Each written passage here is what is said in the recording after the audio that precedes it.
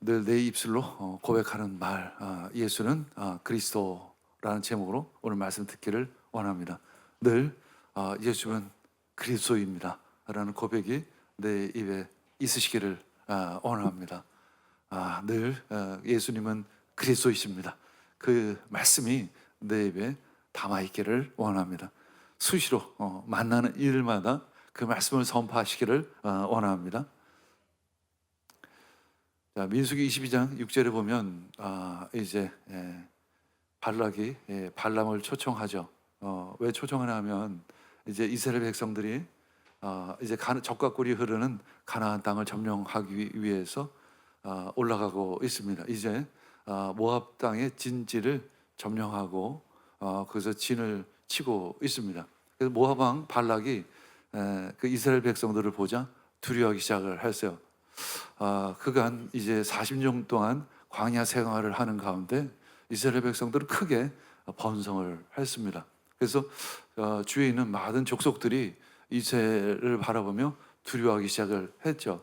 그래서 발락이 생각하기에 군사력으로는 이길 엄두가 나지를 않으니까 당시에 저주를 잘한다고 하는 발람을 에게 신하를 보냅니다.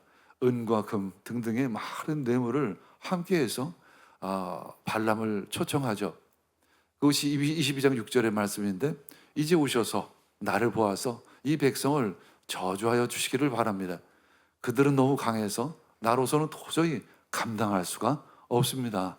그렇게만 해주신다면 나는 그들을 쳐부어서 이 땅에서 쫓아낼 수가 있을 것입니다. 이렇게 발람에게 간곡히 부탁을 합니다. 그러나 발람은 그래도 거짓 예언자임에도 불구하고 하나님이 주시는 말씀을 거절할 수는 없습니다.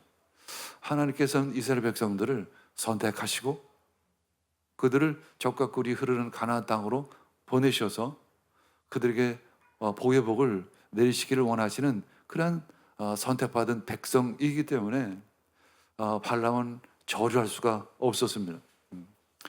민수기 22장 18절 우리 함께 읽겠습니다. 그러나 발람이 발락의 신하들에게 이렇게 대답하였다. 발락이 비록 그의 궁궐에 가득한 금과 은을 나에게 준다 해도 주 나의 하나님의 명을 어기고서는 크든 작든 아무 일도 할 수가 없습니다. 사실은 발람의 마음 안에는 이 금과 은, 이 뇌물에 대한 욕심이 있었어요. 하지만 하나님의 영의 그 강력한 힘에 의해서 발람은 이스라엘을 축복할 수밖에 없었죠. 그러니까 모압 왕 발락의 입장에서 보면 너무 화가 치밀어 오르는 거예요. 도대체 좀 돈 좀 받고 뇌물 좀 받고 이스라엘을 좀 저주하라고 했는데 그것이 뭐 그렇게 대단히 어려운 일인가 하면서 분노하죠. 그래서 또 다른 곳으로 데려가서 발람에게 부탁합니다. 이번에는 좀 저주 좀 해달라. 이렇게 얘기합니다. 그때 민수기 24장 8절 읽겠습니다. 하나님이 그들을 이집트에서 이끌어 내셨다. 그에게는 들소와 같은 힘이 있다. 그 나라들 곧 대적들을 집어삼키고 대적들의 뼈를 짚부수며 활을 쏴 대적들을 꿰뚫을 것이다. 이제 발람은 또 예언을 하는데 역시 축복의 메시지를 주죠. 특별히 들소와 같은 힘을 가지고 있는 그 하나님이 그들과 늘 함께 한다는 것이죠. 들소를 한번 그려봐세요.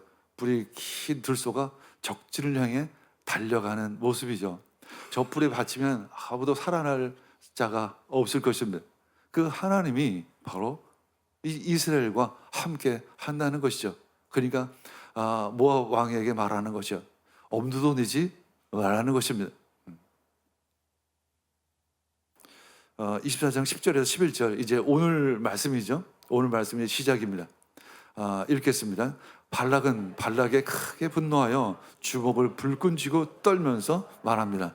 내가 당신을 부른 것은 내 대적을 저주해 달라고 부른 것이었어. 그러나 보시오, 당신은 오히려 이렇게 3번씩이나 그들에게 복을 빌어 주었어. 이제 곧 당신이 떠나왔던 그곳으로 빨리 가버리시오. 난 당신에게 후하게 보답하겠다고 말하였어. 그러나 보시오, 주님께서 당신이 후하게 보답받는 것을 발락은 이제 화가 머리끝까지 올랐죠. 주먹을 불끈 쥐고 아주 벌벌 떨면서 화를 참지 못하고 말합니다. 내가 당신을 부른 것은 그 이스라엘을 저주하라고 부른 것인데, 아니 도대체 아니 세 번씩이나 그들을 축복한다니 말이 되냐? 당신이 온 집으로 돌아가라. 당신에게 더 이상 할 말이 없다. 아니 내가 그렇게 많이 금도 주고 은도 주고 권력과 힘과 명예도 준다고 하는데 왜 거절을 하느냐?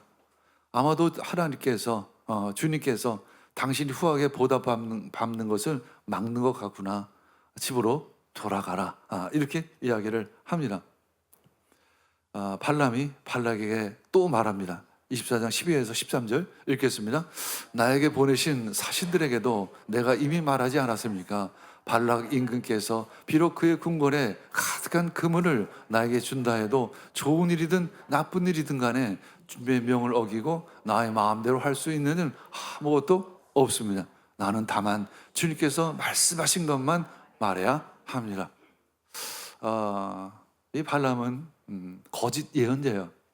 근데 하나님께서는 왜 이 거짓 예언자를 통해서 이 축복의 메시지를 주실까?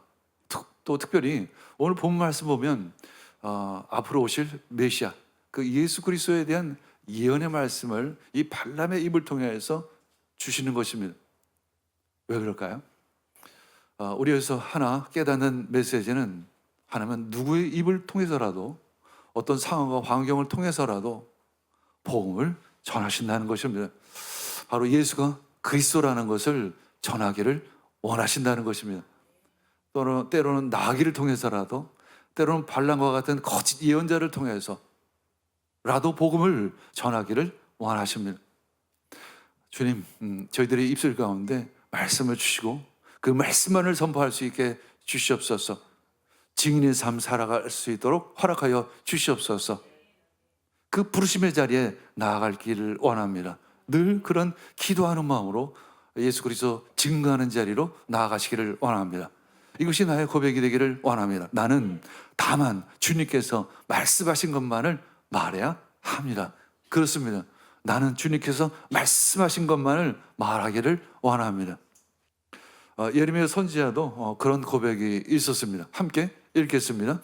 이제는 주님을 말하지 않겠다. 다시는 주님의 이름으로 외치지 않겠다 하고 결심하여 보지만 그때마다 주님의 말씀이 나의 심장 속에서 불처럼 타올라서 뼛속까지 타들어가니 나는 견디다 못해 그만 항복하고 맙니다. 아멘. 이 예레미야 선지자는 눈물의 선지자는 별명이 있죠. 이스라엘의 그 마지막 때에 엄청난 피박을 받습니다. 왜 그러냐면 이스라엘은 망하리라. 이스라엘은 망하리라는 사실은 참 힘든 그런 예언을 했기 때문에 당시 바솔 제사장 같은 경우에는 예레미야를 선지자를 때리고 때로는 감옥에 가둬두고, 그래서 이 예레미야 선지자는 기도합니다. 종일토록 내가 사람들의 조롱거리가 되었습니다. 도무지 내가 예언을 할 수가 없습니다. 하나님의 말씀을 온전히 증거할 수가 없습니다.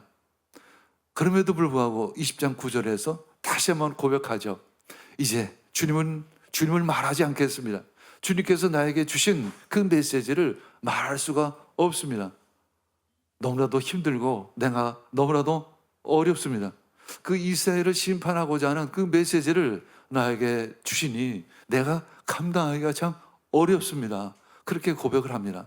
그래서 다시는 주님의 이름으로 외치지 않겠습니다 하고 결심하여 보지만 그때마다 주의 말씀이 나의 심장 속에서 불처럼 타오르기 시작을 한다는 것입니다. 여러분들, 예수님의 그 말씀이 불처럼 우리 심령 가운데 타오르시기를 원합니다. 그 말씀을 전하지 않고는 참을 수가 없는 그 심령으로 허락하여 주시옵소서. 그 말씀이 뼛속까지 타들어가니 나는 견디다 못해 그만 항복하고 맙니다. 그리고 또 그 말씀을 전하는 것이죠. 그것이 바로 예레미야 선지자의 심령인 것입니다. 우리도 그 말씀 전하는 자리로 나아가시기를 원합니다. 자, 그런데 이제 왜 발람은 제대로 예언을 했어요. 사실은 제대로 예언을 했는데 그럼에도 불구하고 성경에서 발람을 거짓 예언자라고 할까? 계시록 2장 14절 보겠습니다. 그러나 나는 너에게 몇 가지 나무랄 것이 있다. 너희 가운데는 발람의 가르침을 따르는 자들이 있다. 발람은 발락을 시켜서 이스라엘 자손 앞에 올무를 놓게 하고 우상의 제물을 먹게 하고 음란한 일을 하게 한 자이다. 이렇게 기록하고 있습니다. 자, 우리 오늘은 민수기 24장 말씀을 전하고 있는데, 이제 25장 말씀에는 이제 발람의 본색이 드러나는 이야기가 기록되어 있습니다. 발람은 어쩔 수 없이, 어떻게 보면 어쩔 수 없이 하나님의 영에 아주 강력하게 감동이 되어져서 하나님의 메시지를 전할 수밖에 없었어요. 이스라엘을 축복하는 메시지를 전할 수밖에 없었습니다. 그런데 이제 그 메시지를 전하고 나서 이제 발람은 발람에게 속삭이는 것입니다. 한 가지 방법이 있다는 거야. 한 가지 이스라엘을 넘어뜨릴 함정이 있다는 것입니다. 그들이 가지고 있는 아주 약점이 있다는 것입니다. 자, 그것이 바로 이 25장 2, 3절 말씀에 읽겠습니다. 시작. 모압 사람들의 딸들이 자기 신들에게 바치는 제사에 이스라엘 백성을 초대하였고 이스라엘 백성은 거기에서 가서 먹고 그 신들에게 머리를 숙였다. 그래서 이스라엘은 바알 부올과 결합하였다. 주님께서는 이스라엘에게 크게 진노하셨습니다. 이제 시딤에서 이제 발람은 발락에게 이제 한 가지 계책을 제시를 합니다. 이스라엘을 마개할 방법이 하나가 있습니다. 모압과 미디안의 아주 미모가 출중한 여인을 데려다가 이스라엘 백성들 중에 남성들을 초대하십시오. 그래서 남자들을 그 바알볼 신전에 초대해서 그들로 하여금 우상을 숭배하고 또 음행을 하도록 하십시오. 이렇게 제안을 했던 것입니다. 결국 이스라엘 백성들의 남성들은 그 유혹에 넘어가서 결국은 우상에게 절하고 또 이방 여인들과 함께 음행을 시작을 합니다. 그때 하나님께서 그들을 바라보며 진노하시죠. 그래서 연병을 주셔서 24,000명이 그 자리에서 죽게 됩니다. 바로 그 말씀이죠. 자, 31장 16절을 읽겠습니다. 이 여자들이야말로 부올에서의 그 사건 때 발람의 말을 듣고 이스라엘 자손을 꾀어 주님을 배신하게 하고 주님의 회중에 연병이 일어나게 한 바로 그 사람들이요. 당시에는 도대체 왜 이스라엘 백성들이 넘어갔는지를 잘 알지를 못했어요. 그것이 다 발람의 꾀인지를 알지 못했습니다. 근데 얼마간 지나서 하나님께서 말씀하십니다.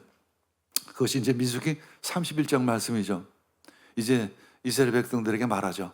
너희들은 미디안과의 전쟁을 시작해라. 그리고 발람을 죽여라. 지난번 그때 그 사건은 바로 발람의 꾀였단다 하면서 이제 이스라엘은 미디안과 전쟁을 벌여서 미디안을 이기고 승리하게 됩니다. 그리고 31장 8절에 보면 이스라엘 백성들이 발람을 칼로 죽이게 되는 것이죠. 우리는 여기서 한 가지 메시지를 듣게 됩니다. 우리는 두 주인을 섬길 수 없다는 것입니다. 하나님과 재물을 동시에 섬길 수 없다는 메시지 있는 것입니다. 그러나 발람은 그 마음 가운데 욕심이 있었습니다. 탐심이 있었어요. 입으로는 하나님을 찬양하고 입으로는 하나님을 예배하고 입으로는 하나님의 뜻을 전했지만 그 마음속에서는 늘 재물에 대한 욕심이 있었던 것이죠.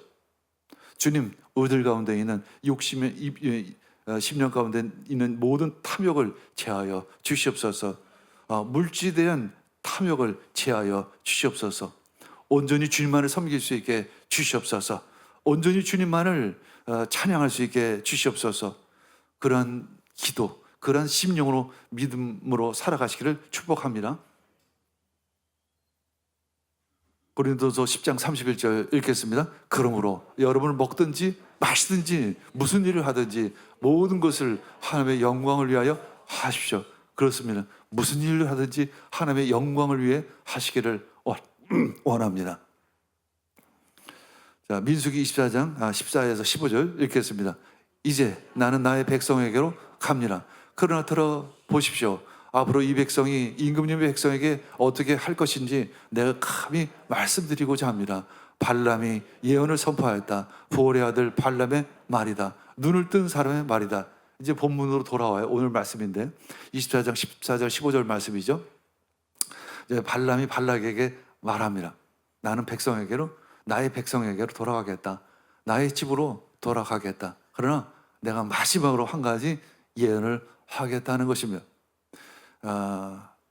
부올의 아들 발람의 말이다. 이 뜻은 어떤 권위를 가지고 얘기한다는 의미이죠.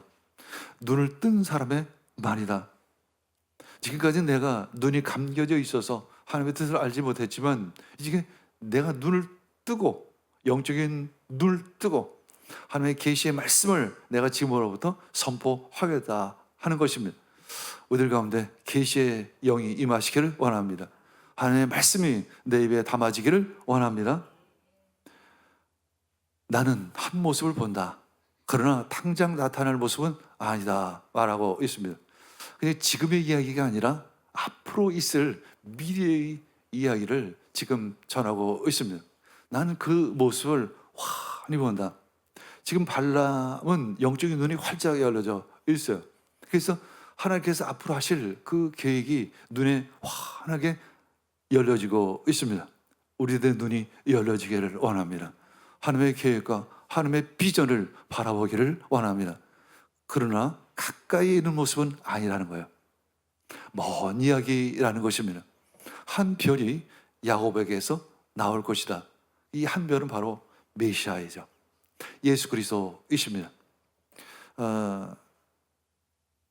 지금도 이스라엘 백성들은 이 별을 다윗의 별이라고 이야기하죠. 다윗의 별. 그래서 1897년에 제1차 시온주의 회의에서 유대 민족의 상징으로 이 별을 채택을 하고 1948년에 독립을 하면서 이스라엘 깃발에 늘 이 별을 그리는 이유가 바로 이런 구약의 예언자들의 메시지 때문인 것이죠.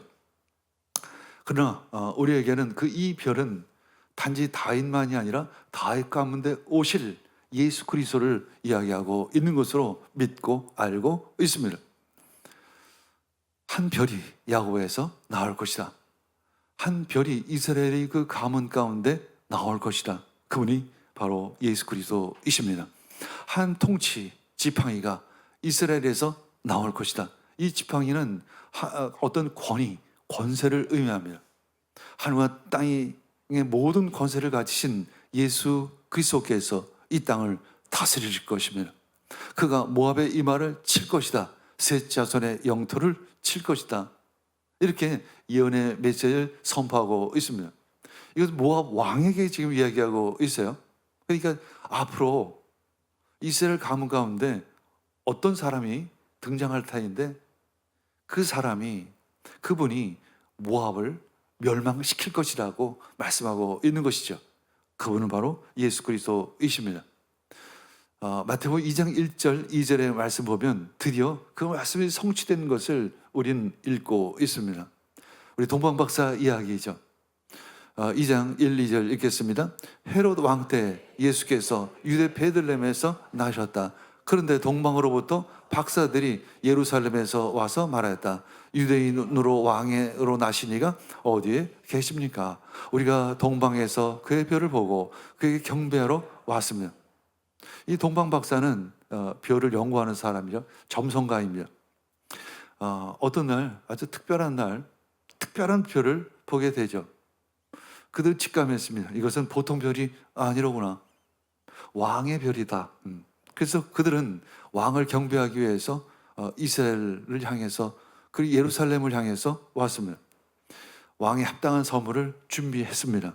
황금과 유향과 모략을 준비해서 예루살렘을 찾아서 특별히 헤롯 궁으로 들어가서 헤롯을 찾습니다. 우리들이 특별한 왕의 별을 보았습니다. 왕이 나셨습니다. 그때 헤롯 왕은 신하들에게 말합니다. 왕으로 나실 분이 어디에 있느냐 라고 얘기할 때 신하들이 이야기를 하죠. 미가서 5장 2절의 말씀을 통해서 베들레헴에서 그 유대의 왕, 이스라엘이 왕이 나실 것이라는 메시지를 줍니다. 결국 이 동방 박사들은 그 메시지를 듣고 예루살렘을 향해, 베들레헴을 향해 내려가기 시작을 합니다. 자, 마태복음 2장 11절 읽겠습니다. 그들은 그 집에 들어가서 아기가 그의 어머니 마리아와 함께 있는 것을 보고 엎드려서 그에게 경배하였다. 그리고 그들의 보물 상자를 열어서 아기에게 황금과 유향과 모략을 예물로 드립니다. 이제 그 별은 베들레헴으로 이 동방 박사들을 인도하죠. 결국 별은 마구간 위에 아기 예수가 계신 곳에 별이 서 있습니다. 이제 동방 박사들은 그 마구간으로 들어가서 보니 아기 예수와 그리고 마리아와 그리고 요셉이 함께 있었습니다. 그들은 즉시 아기 예수께 무릎을 꿇습니다. 그리고 그 아기 예수께 경배하기 시작을 합니다. 그리고 준비한 그 황금과 유향과 몰약을 드리죠. 황금은 왕의 권위입니다. 예수님은 이 땅을 다스리십니다. 하늘과 땅의 권세를 가지시고 이 땅을 다스리시죠. 유황은 제사장의 의미를 가지고 있습니다. 중보자이십니다. 하나님과 우리 사이에 중보자로 서셔서 우리들을 하나님께로 인도하시는 그 메시아의 사명을 감당하고 계시죠. 몰약은 십자가입니다. 예수님은 십자가를 지셨습니다. 그 십자가를 통해서 우리를 구원하셨습니다. 그 십자가를 통해서 우리는 하나님을 만나게 되는 것입니다. 그것이 바로 만왕의 왕이신 예수 그리스도이십니다. 우리들의 구원자이십니다. 예수 그리스도, 예수님, 그분을 선포하시기를 원합니다. 예수님이 그리스도이신 것을 전하기를 원합니다. 우리는 예수님 때문에 이곳에 왔어요. 그렇죠? 우리는 예수님 때문에 우리는 예배드릴 수 있는 것입니다. 우리는 예수님으로 말미암아 하나님을 만날 수 있는 것입니다. 오직 예수님입니다. 오직 믿음입니다. 오직 말씀인 것입니다. 하나님 말씀을 내 입에 담아 주시옵소서.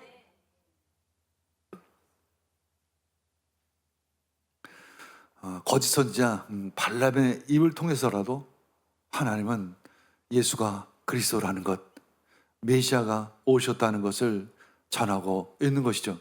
자, 민수기 24장 18절 19절에 보면 계속해서 이제 발람은 예언하죠. 에돔도 차지할 것이라는 것입니다. 대적 세일도 그의 차지가 될 것이라는 것입니다. 이렇게 이스라엘이 힘을 떠질 것이다. 야곱에게서 통치자가 나와서 그 성읍에 살아남은 자들을 모두 죽일 것이라는 예언의 말씀을 전합니다. 이제 아말렉에 대해서도 예언하죠. 또 그는 아말렉을 바라보면서 예언을 선포하였다. 아말렉은 민족들 가운데서 으뜸이었으나 마침내 그는 망할 것이다. 이 아말렉은 이제 이스라엘 백성들이 가나안 땅을 점령할 때 첫 번째 전쟁을 한 백성이죠. 아말렉의 전쟁에서 패하고 맙니다. 왜냐하면 하나님의 뜻이 아니었기 때문에 패하고 말죠. 그러나 결국 이스라엘 백성들에 의해서 아말렉은 멸망하게 될 것입니다. 또 그는 겐 족속을 바라보면서, 이 겐 족속은 바로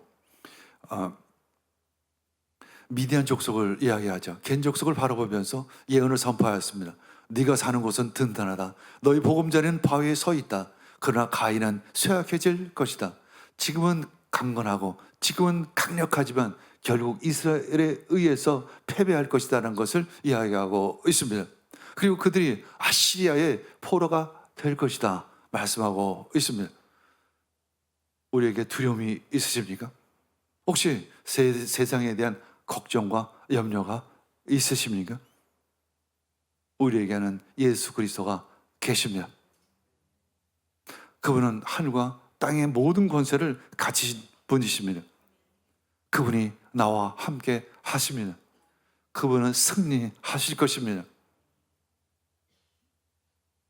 23절, 25절 읽겠습니다. 시작. 또 그는 예언을 하였다. 큰일이다. 하나님의 이 일을 하실 때 누가 살아남을 수 있으랴. 함대들이 키프로스에서 온다. 그것들이 아시아를 괴롭히고 에벨도 올 것이다. 그러나 그것들마저도 망하고야 말 것이다. 발람은 급히 길을 떠나서 그가 살던 곳으로 돌아갔다. 발락도 제가 갈 곳으로 갔다. 히브리서 쪽에서 온다는 것은 바로 그리스 로마를 이야기하고 있습니다. 당시에 그리스 로마는 세계 최강의 강대국이었습니다. 그래서 그들이 와서 중동 지역에 있는 모든 나라들을 물리치게 될 것이라는 메시지인 것이죠. 그러나 그리스나 로마도 망하게 될 것이다. 오직 하나님이 세우신 그 나라만이 번창할 것이다 메시지를 주고 계십니다. 다니엘 선지자는 이미 그것을 예언했죠. 2장 44절 읽겠습니다. 이 왕들의 시대에 하늘에 하나님이 한 나라를 세우실 터인데 그 나라는 영원히 망하지 않을 것이며 다른 백성에게 넘어가지 않을 것입니다. 그 나라가 도리어 다른 모든 나라를 쳐서 멸망시키고 영원하실 것입니다. 최종적인 심판을 말씀하고 있으며 마지막 때 그 하나님의 나라 많이 우뚝 설 것이며 지금 나는 하나님의 나라의 시민인 줄 믿습니다. 하나님의 나라의 시민으로 이 땅을 살아가시기를 원합니다.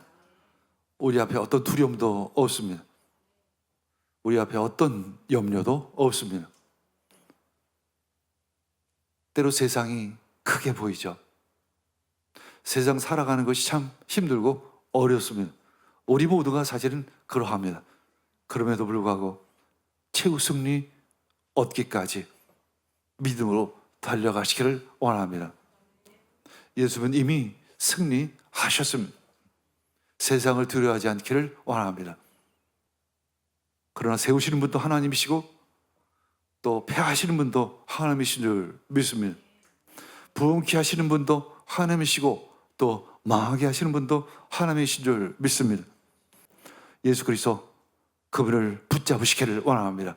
그 말씀을 붙잡고 이 땅을 살아가시기를 원합니다. 오늘 말씀 읽고 마무리하죠. 빌립보서 2장 10절 11절 읽겠습니다.